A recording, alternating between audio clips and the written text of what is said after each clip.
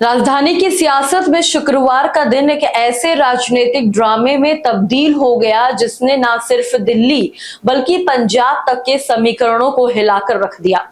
सुबह तक सब कुछ सामान्य लग रहा था, लेकिन दोपहर होते होते खबर आई कि राघव चड्ढा, जो कभी आम आदमी पार्टी का सबसे चमकता चेहरा माने जाते थे, अब उसी पार्टी से दूरी बनाने जा रहे हैं। उनके साथ संदीप पाठक और अशोक मित्तल भी खड़े दिखे और यहीं से शुरू हुआ असली सियासी तूफान।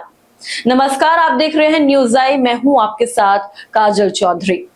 कैमरे के सामने आए राघव चड्ढा ने पूरे आत्मविश्वास के साथ कहा कि मैं सही आदमी हूं, लेकिन गलत पार्टी में था।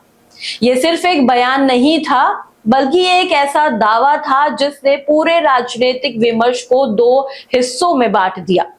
एक तरफ वो लोग थे जो इसे हिम्मत भरा फैसला बता रहे हैं, दूसरी तरफ वो लोग भी कम नहीं थे जो इसे राजनीतिक अवसरवाद का सबसे ताजा उदाहरण मान रहे थे। राघव चड्ढा ने दावा किया कि राज्यसभा में आम आदमी पार्टी के 8 सांसद उनके साथ खड़े हैं और वो भी भाजपा में विलय करने जा रहे हैं। उन्होंने यहां तक कि स्वाति मालीवाल और हरभजन सिंह का भी नाम अपने साथ जोड़ लिया। कहानी यहीं खत्म नहीं होती। कुछ ही घंटे बाद आम आदमी पार्टी ने भी पलटवार कर दिया। पार्टी के वरिष्ठ नेता संजय सिंह मीडिया के सामने आए और बिना लाग लपेट के इस कदम को जनादेश के साथ विश्वासघात करार दे दिया। उन्होंने कहा कि जिन लोगों को आम आदमी पार्टी ने जमीन से उठाकर संसद तक की कुर्सी पहुंचाई, आज वही लोग सत्ता के लालच में अपने सिद्धांत भूल गए हैं। उनके शब्दों में नाराजगी भी थी और एक तरह की चुनौती भरा आत्मविश्वास भी कि पार्टी किसी एक चेहरे पर नहीं बल्कि एक विचारधारा पर टिकी है। आप सुनिए जरा क्या कह रहे हैं आम आदमी पार्टी सांसद संजय सिंह। भारतीय जनता पार्टी नरेंद्र मोदी और अमित शाह का ऑपरेशन लोटस, घटिया राजनीति का खेल और पंजाब के भगवंत मान सरकार के अच्छे कामों को रोकने का षड्यंत्र बड़े पैमाने पर शुरू हो गया है। पंजाब में भगवंत मान जी की सरकार जो 300 यूनिट बिजली फ्री देने का काम करती है, वहां के बच्चों को अच्छी शिक्षा देने का काम करती है, 30 साल से जिन नहरों में पानी नहीं गया था उन नहरों में पानी पहुंचाने का काम करती है, दलित और आदिवासी समाज से आने वाली महिलाओं को 1,500 रुपए और माताओं बहनों को हर महीने 1,000 रुपए उनके खाते में पहुंचाने का काम करती है। और इतना ही नहीं, पंजाब के किसी भी व्यक्ति को कोई गंभीर से गंभीर बीमारी हो जाए 10 लाख रुपए तक का इलाज मुफ्त में कराने का काम करती है। ऐसा बेहतरीन काम करने वाली भगवंत मान की सरकार, ऐसा बेहतरीन काम करने वाली आम आदमी पार्टी की सरकार को भारतीय जनता पार्टी ने, नरेंद्र मोदी और अमित शाह ने रोकने, तोड़ने और उनके काम को बाधित करने का काम किया है। पंजाब की जनता के साथ धोखा देने का काम किया है। और आज आम आदमी पार्टी के राज्यसभा के 7 सांसद तोड़कर भारतीय जनता पार्टी में शामिल किया। ये 7 नाम पंजाब की जनता को याद रखना चाहिए। ये 7 नाम पंजाब के साथ गद्दारी करने वाले जो ये लोग हैं, पंजाब के लोग इनको कभी माफ नहीं करेंगे। पंजाब की जनता इनको कभी माफ नहीं करेगी। आप बताइए, राघव चड्ढा को पार्टी ने विधायक बनाया, सांसद बनाया, क्या क्या नहीं दिया।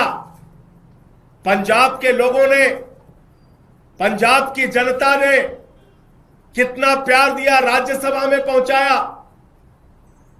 आप भारतीय जनता पार्टी की गोदी में पहुंच गए। संदीप पाठक को पंजाब की जनता के प्यार और आशीर्वाद से राज्यसभा में पहुंचने का मौका मिला, पार्टी ने बड़ी बड़ी जिम्मेदारियां दी। हमारे राजेंद्र गुप्ता जी, उनका इतिहास उठाकर देखिए, कहां से कहां तक पार्टी ने पहुंचाया, राज्यसभा में पहुंचाया। साहनी जी, विक्रमजीत साहनी, अशोक मित्तल, एलपी यूनिवर्सिटी चलाते हैं।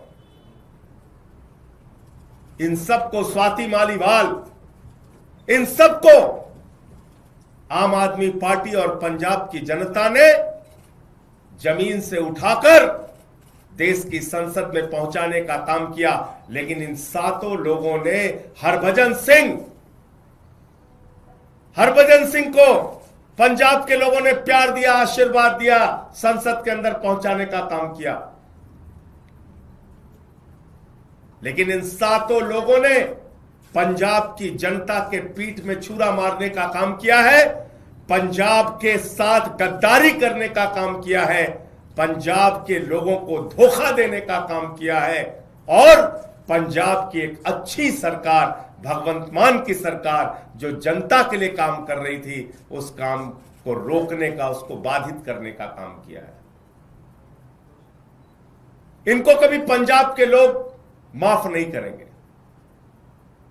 और अमित शाह जी से मैं कहना चाहता हूं, मोदी जी से कहना चाहता हूं, यह घिनौना खेल जो आम आदमी पार्टी के साथ आपने खेला है, यह घिनौना खेल जो पंजाब की जनता के साथ आपने खेला है, यह भगवंत मान की सरकार को रोकने का, उनके काम को बाधित करने का जो आपने प्रयास किया है, आपको भी इस गद्दारी और धोखेबाजी के लिए पंजाब की जनता कभी माफ नहीं करेगी। इस पूरे घटनाक्रम के बीच एक सबसे बड़ा सवाल यही बन चुका है कि क्या वाकई आम आदमी पार्टी अपने सिद्धांतों से भटक गई है, या जैसे कि राघव चड्ढा कह रहे हैं, या फिर एक सोची समझी राजनीति हो रही है जहां चुनौती माहौल में नई राजनीतिक जमीन तलाशने की कोशिशें हो रही हैं।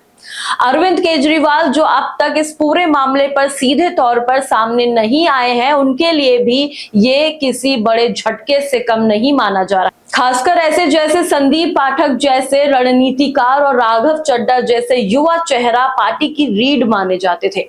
ऐसे में उनका एक साथ जाना सिर्फ संख्या का नुकसान नहीं, बल्कि एक इमोशन और पॉलिटिकल झटका भी है। राघव चड्ढा ने कहा कि उन्होंने पार्टी को 15 साल दे दिए और अब पार्टी अपने मूल्यों से भटक चुकी है। यह भी कई सवाल खड़े कर गया। अगर ऐसा था तो आपने पहले से आवाज क्यों नहीं उठाई, और अगर उठाई तो आपने उसे नजरअंदाज क्यों किया, या फिर यह सब अचानक हुआ है जिसकी पटकथा पहले से ही लिखी जा चुकी थी। अब फिलहाल सबकी नजरें राज्यसभा सचिवालय पर टिकी है, जहां ये तय होगा कि ये पूरा मामला विलय के दायरे में आता है या दल बदल के। लेकिन कानून से परे राजनीति में एक और अदालत होती है, जनता की अदालत, और वही फैसले सिर्फ आंकड़ों से नहीं, भरोसे से होते हैं। इस पूरी कहानी में फिलहाल इतना तो साफ हो गया है कि राघव चड्ढा का ये बयान उन्हें नई राजनीतिक दिशा दे सकता है, लेकिन इसके साथ उनकी विश्वसनीयता पर उठे सवाल भी समय तक उनका पीछा करने लगे हैं।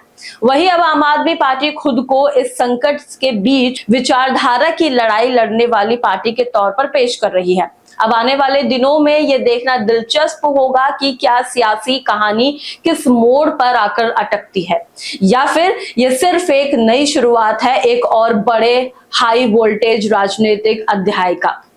खास पेशकश में इतना ही। ऐसी तमाम अपडेट्स और जानकारी को ले देखते रहे न्यूज़ आए। धन्यवाद।